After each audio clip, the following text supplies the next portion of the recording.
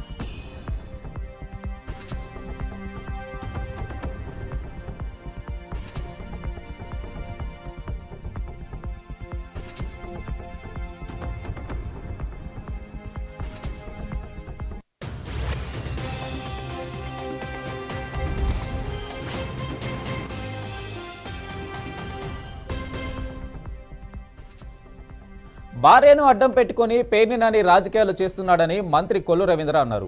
PDS బియ్యం అక్రమ రవాణాపై తన మీద వస్తున్న ఆరోపణలకు మాజీ మంత్రి పేర్ని నాని స్పందిస్తూ కూటమి ప్రభుత్వంపై సంచలన విమర్శలు చేశారు. పేర్ని నాని చేసిన వ్యాఖ్యలపై స్పందించిన మంత్రి రవీంద్ర ఆయనపై ఫైర్ అయ్యారు. ఈ సందర్భంగా మంత్రి మాట్లాడుతూ పేర్ని నాని తన కుటుంబ సభ్యులను అడ్డం పెట్టుకుని రాజకీయాలు చేస్తున్నారని, ఇలాంటి ధోరణి మంచిది కాదని తెలిపారు. అలాగే ఆడ మగ ఏంటని, తప్పు చేస్తే ఎవరైనా ఒకటేనని మండిపడ్డారు.